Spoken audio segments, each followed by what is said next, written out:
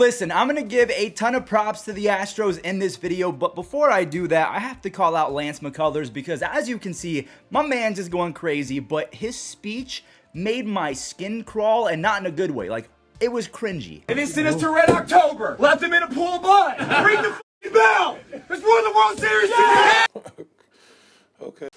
And it's not that I don't like Lance McCullers, it's just that a few days ago, Lance McCullers gave up a World Series record 5 home runs in a single game. So I know Lance is a fiery guy. He's been with the team since 2015. He's been waiting for this moment to redeem himself, and it just, to leave him in a pool of blood, as he said, yeah, it made me cringe. I'm sorry. What's up, everyone? It's Fuzzy. Welcome to the final recap of the 2022 Major League Baseball season. I cannot wait to recap what happened in Game 6 of the World Series. And also, don't go anywhere because we're going to keep on posting content all year long. And towards the end of the video, we're going to break down the Astros future, the Phillies future, because honestly, going forward into 2023 and beyond, these teams can get even better. So let's go ahead and break down the final game of the 2022 season. Schwarber, he kickstarted the offense with his 3rd home run of the World Series, but that was Framber's only blemish of the day. The dude carved up the Phillies for 9 strikeouts over 6 innings. And in the World Series, Framber Valdez only allowed 2 earned runs. He had 18 strikeouts in 12 innings. Honestly,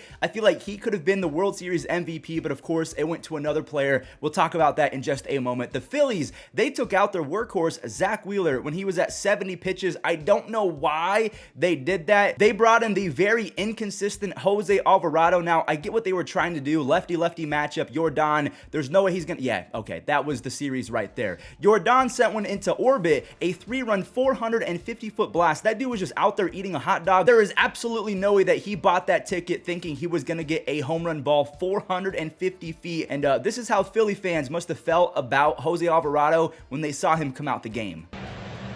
Strop is on his way out, pointing toward the heavens. We can only ask or wonder that he is asking some departed relative for forgiveness for this atrocious performance. Speaking of impressive, the Astros bullpen was exactly that. They were absolutely unhittable the entire postseason. They became the first bullpen ever in postseason history to throw 40 innings and have an ERA under 1. They had a 0.83 ERA in the playoffs. That should not be possible. I can't believe I'm even saying that out loud. And even more impressive, the Astros rookie shortstop who replaced Carlos Correa just won the World Series MVP a few days after winning the ALCS MVP, and in between those 2 awards, he won a Gold Glove. Jeremy Pena, I know he didn't have the best regular season because he had a 289 on base percentage, but if we're talking about impressing as a rookie, Jeremy Pena just had a historic season, in my opinion. Like, you can't get much better than a Gold Glove, a World Series MVP, just a few days after winning the ALCS MVP.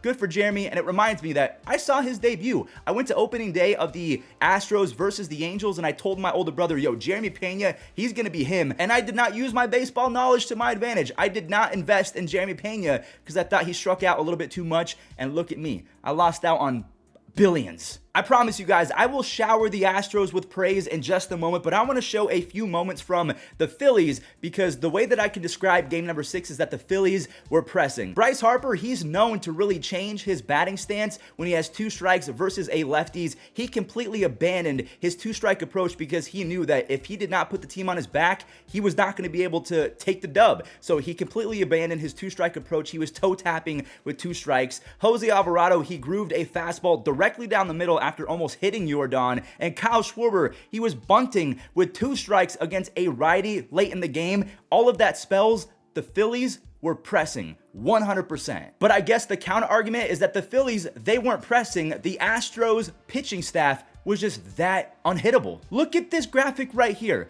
The Houston Astros staff completely extinguished the Phillies from games 4, 5, and 6. Over that 3-game span, there was a no-hitter, and again, from games 4, 5, and 6, the Phillies combined for 3 runs total and 9 base hits. They usually do that in 1 game. So again, massive props to the Houston Astros for dominating in every facet of the game of baseball, running the bases, defense, starting pitching, bullpen, power, clutch hits. The Houston Astros were the most complete team in baseball, and it showed. And honestly, they might be the most dominating organization in baseball right now, and everyone else is catching up to them now. Not the Dodgers, not the Yankees, not the Red Sox, not the Mets, the Astros.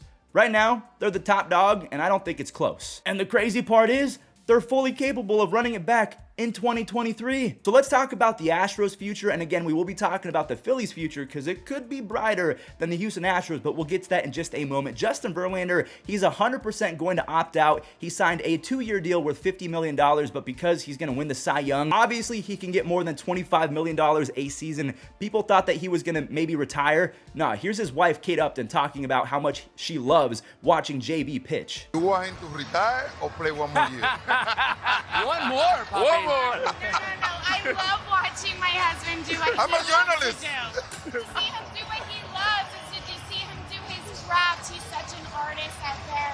When he's pitching, it's truly so creative. It's such an art. Michael Brantley, Yuli Gurriel, and Trey Mancini are also free agents. You guys can see that on the screen right now. I don't know if Trey Mancini is on the screen because maybe he'll opt in because he didn't have the best second half with the Astros, or maybe they'll decline his option. I don't know. Basically, again, they can run it back next year with the help of Hunter Brown, who can replace Justin Verlander. They have a few nice prospects. I like Corey Lee. He's a catching prospect. And also, Forrest Whitley back in the day was my favorite pitching prospect in baseball before he tore his arm and had Tommy John. The kid can be nasty if he's healthy. So again, if they lose JV, that might be okay because Hunter Brown is mini JV and Forrest Whitley can be pretty good. Before we talk about the Phillies, again, one more time, I just want to tip my cap to the Astros. From 2017 to 2019-20, whenever the buzzer situation happened, kind of a fake controversy in my opinion. I don't think that Jose Altuve was wearing a buzzer. That is just my little fuzzy opinion. They go through all of that, and then Robert Manfred, which was kind of funny, it was ironic, handing over,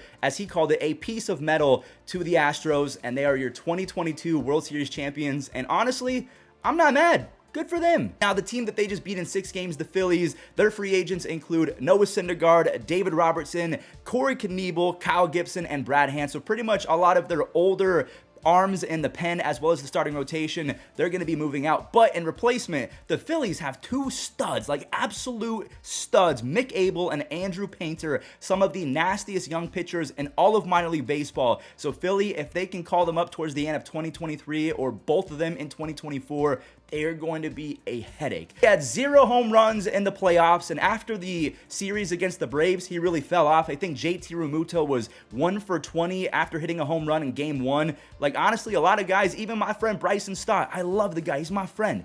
I think he went 0 for 14, so with this playoff experience, to me, when they call up the young guys and Mick Abel and Andrew Painter, the Phillies are going to be even better going forward. But that's just me. And honestly, that pretty much does it. The Astros have all but redeemed themselves in the eyes of many. Of course, Yankees fans are never going to let that go because of the whole John Boy versus the Astros saga where he broke the trash can thing. But then before that, there was the buzzer situation with the catfish account of Carlos Beltran's fake knee. So I don't know if Yankees fans are ever going to get over it, but for the majority of fans that I see on Twitter, they're almost tipping their cap and saying, hey, we might not like you, but we sure as hell respect you because our team can't beat you. You're too good. Remember, everyone, baseball content is not going anywhere. I have so many fun videos planned. I'm going to be talking about the top free agents, where Aaron Judge, Trey Turner, all of these upper echelon free agents might be heading and maybe in the next few days because right now they could sign anywhere. Free agency is open. I think there's 140-ish free agents now out there.